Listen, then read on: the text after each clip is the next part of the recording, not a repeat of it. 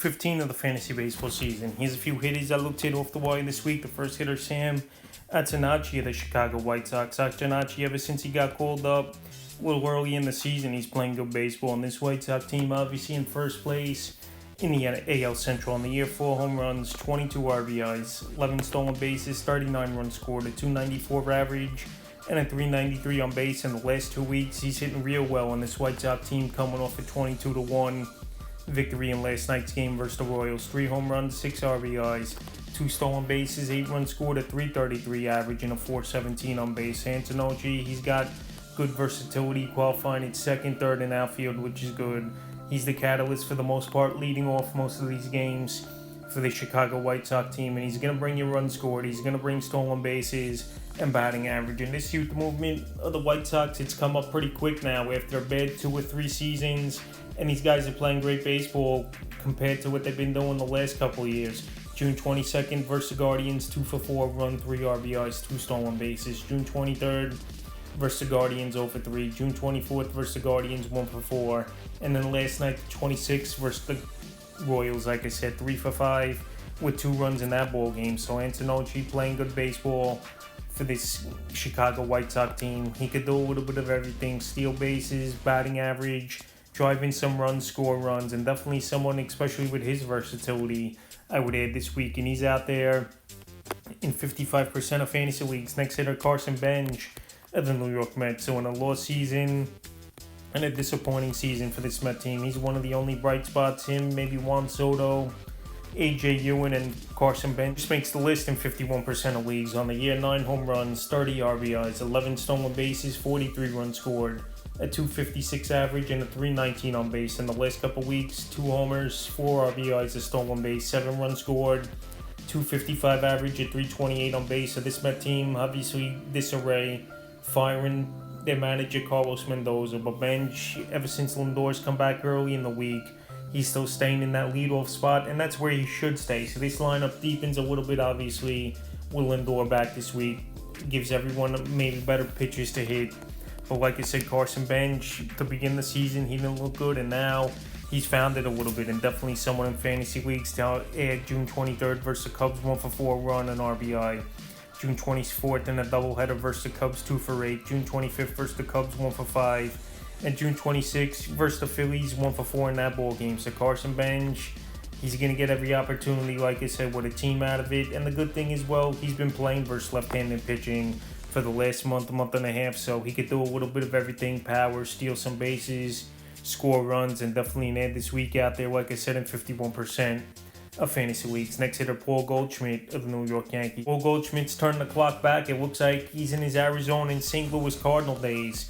Right now it's Goldschmidt, and a lot of people didn't like the signing. The Yankees bringing him back on a 1-year deal, and arguably he's their best hitter now since Judge has been out of the lineup on the season. 14 homers, 40 RBIs, 31 runs scored, a stolen base, a 295 average for Goldschmidt, and a 355 on base percentage. In the last month, he's on a tear: 9 home runs, 25 RBIs, 14 runs scored, a stolen base, a 324 average, and a 346 on base percentage. So Goldschmidt, we know he's won a couple MVPs in his major league career. I'm not saying he's an MVP candidate, but for this guy at 38, 39 years old to go out there, and it looks like he's never lost a step in playing great baseball, that's what you like to see. And the funny thing is, this Yankee team, they're still putting him in the leadoff spot at times. Third or fourth, he's batted as well. I know the Yankees starting to struggle a little bit of late now, where it's come to reality that with Judge out of the lineup, it's going to be tougher to win some of these games. June 23rd at the Tigers, 1 for 4, run. June 24th at the Tigers, 2 for 4, 2 homers, 2 RBIs in that one. June 25th at the Red Sox, 2 for 4, run, and RBI. And last night at the Red Sox, 0 for 4 in that ball game. So like I said, Paul Goldschmidt, he's hitting for average, hitting for power, driving in runs, even in that leadoff spot a majority of the time for this New York Yankee team. And like I said, it looks like he's turning the clock back, and definitely a good ad for fantasy owners out there right now in 56% of fantasy leagues. Next hitter, Brooks Lee of the Minnesota Twins. So Brooks Lee, a former top prospect in this Twin system, he's been up and down this season, but now the last month of the year, the power's really come in for him. Is Brooks Lee. He's just not going to give you really batting average, but great versatility as well, with second, third, and shortstop on the season. 14 home runs, 47 RBIs, 39 runs scored, 4 stolen bases, a 240 average, and a 298 on base percentage. In the last month, like I said, he's got 8 home runs, 17 RBIs in the time, but only a 212 average. But like I said, Minnesota, they're going to put him in the lineup every day. They don't have a lot of good hitting in that lineup. Byron Buxton, obviously, their big hitter in the lineup. But besides that, a lot of inconsistent players. Josh Bell, he's been decent, but he's a guy I could see traded at the deadline like he is pretty much every season as well. So Brooks Lee, he's going to bat in that 5th to 7th range in the lineup for this Twin team. And like I said, he's been solid for the majority of the season, except batting average. June 22nd versus the Dodgers, 0 for 4. June 3rd, 23rd versus the Dodgers, 1 for 4 homer. June 24th versus the Dodgers, 1 for 2, a run, a stolen base. And June 26th last night versus the Rockies, 1 for 4, a homer, 2 RBI. So like I said, he's playing good baseball. He's showing power, good versatility for fantasy owners, and he's available as well in 56% of fantasy leagues. Next hitter, TJ Rumfield of the Colorado Rockies. So the Rockies, one of the worst teams in the league once again. Obviously, always a low payroll type of team, but they got a couple guys in the pipeline in the next few years that could come up and hopefully help them turn things around a little bit. And Rumfield this season, he's looked good in his rookie year. 12 home runs, 44 RBIs, 35 runs scored, a 288 average, and a 367 on base percentage. In the last 2 weeks, he's on fire. 4 home runs, 13 RBIs, 7 runs scored, a 354 average, and a 404 on base percentage. Out there in 60% of fantasy leagues. And obviously, when you play your home games at Coors Field, the ball's going to carry. Obviously, you get that ball up in the air, it's going to go out more times than not if you just get it decently off the bat, and that's exactly been the case with Rumfield. And also as well, he's on a 9-game hitting streak in the last 3 games in a row for him. He's had 2 of those games. June 22nd versus the Red Sox, 1 for 4 run. June 23rd versus the Red Sox, 2 for 4. June 24th versus the Red Sox, 2 for 5 in RBI. And June 26th at the Twins, 2 for 3 with an RBI. So he's batting 3rd or 4th in this lineup. Like I said, there's not a lot in this Rocky offense. Hunter Goodman having a good year, over 20 home runs on the season. We know they got TJ Rumfield, Willie Castro, he's been decent at times. Doyle started off the year decent, but he's been back now. He hasn't done much. So like I said, the Rockies, they don't have a lot of good players in this lineup, but Rumfield right now in a prime position, batting 3rd or 4th, definitely taking advantage of it, and definitely someone that can help fantasy owners, especially like I said, where he's playing great of late. Next hitter, Mauricio Dubon of the Atlanta Braves, the ultimate utility guy in fantasy baseball. 2nd, 3rd, short, and outfield he qualifies in. He's available in 62% of leagues.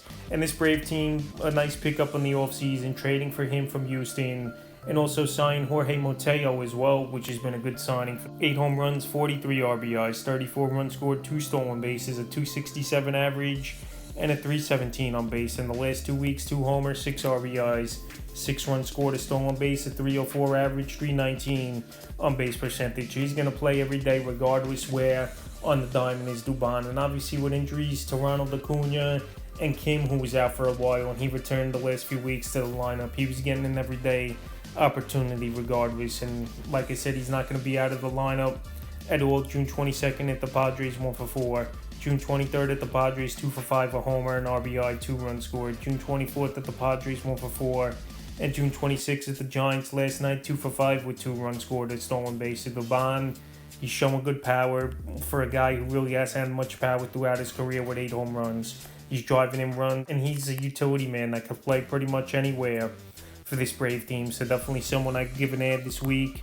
Next here, Dylan Cruz of the Washington Nationals. So Dylan Cruz, he's one of the top prospects in Major League Baseball a few seasons ago. Last year was a total bust year for him with only 10 homers, 27 RBIs, 17 stolen bases, a 208 average, a 280 on base. And this season, he didn't get called up until mid to late May with Dylan Cruz. On the year, 5 home runs, 17 RBIs, 3 stolen bases, 19 runs scored, a 230 average, a 265 on base percentage. But the last 2 weeks, he's starting to figure it out a little bit. 2 home runs, 9 RBIs, 11 runs scored, a stolen base, a 288 average, and a 302 on base percentage. So right now, he's out there, Dylan Cruz, still in 66% of fantasy leagues. He's going to show some pop.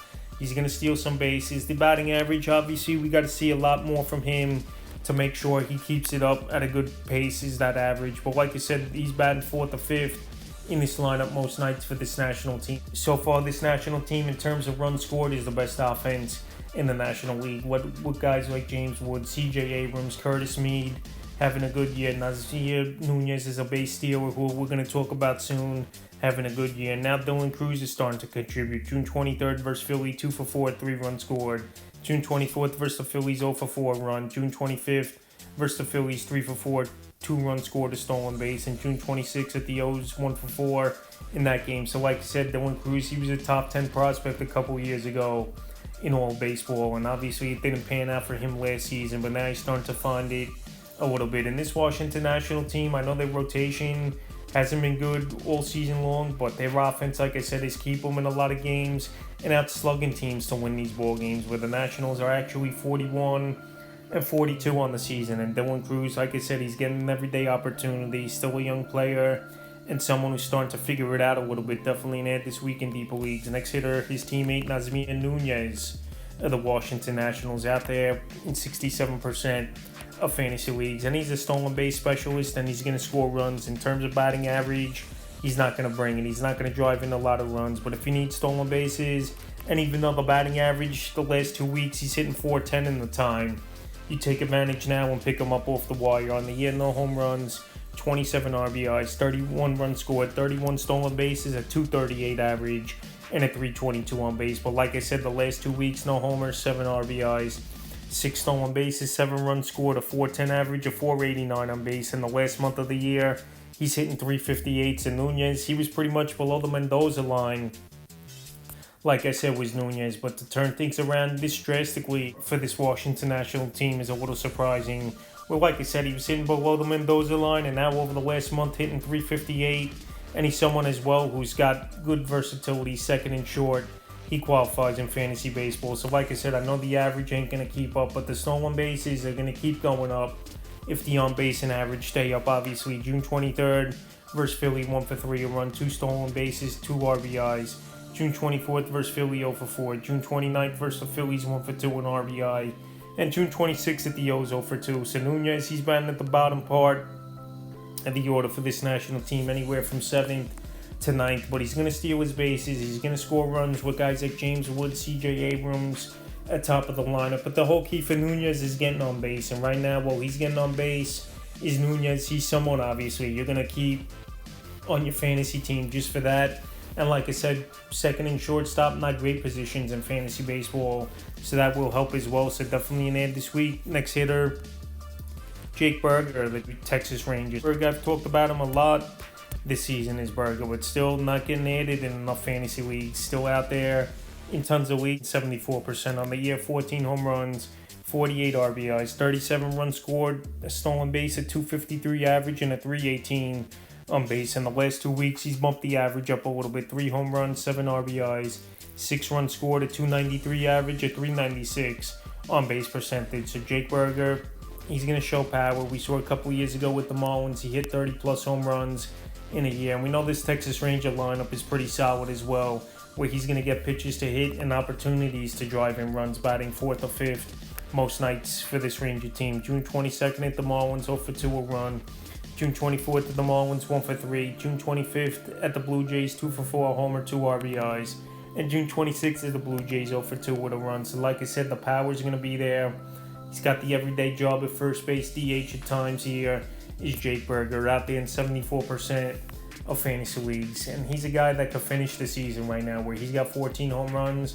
Anywhere from 25 to 30 home runs, in my opinion, isn't far-fetched. So definitely, if you need some power, Jake Burger, good ad. And I think in points leagues, he's a better ad than in those roto or head-to-head category leagues. And the final hitter, Caleb Durbin of the Boston Red Sox, out there right now in tons of leagues, is Caleb Durbin in 79%. And he qualifies at second and third. So he was in the Kyle Harrison trade in the offseason, where Harrison's pitching well. And now Durbin, the last few weeks, is starting to get things going for this Red Sox team. On the year, 6 home runs, 32 RBIs, 7 stolen bases, 29 runs scored, a 229 average, and a 284 on base percentage. So this Red Sox team, they're out of it.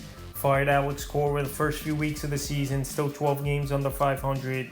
And Caleb Durbin, he's a pesky hitter up there at the plate. He's going to steal some bases, and he's got some underrated power as well. And the last month of the year is where he's really starting to take off. 5 home runs, 16 RBIs, 15 runs scored, 3 stolen bases, a 337 average, and a 358 on base. So like I said, this Red Sox team going nowhere this season. They're going to play the young guys, and Durbin obviously one of them. And we've seen in the rotation all the young pitchers. Peyton Tolley, obviously early in the rotation, and Jake Bennett as well in that rotation. So like I said, this Red Sox team, it's a transition year for them, and Durbin's going to get an everyday opportunity. June 23rd at the Rockies, 1 for 5. 24th at the Rockies, 0 for 2. June 25th versus the Yankees, 2 for 3, a homer, 2 RBIs, 2 runs scored. And June 26th versus the Yankees, 2 for 4 with 2 runs scored. So like I said, Durbin, he's going to show underrated power for a smaller guy.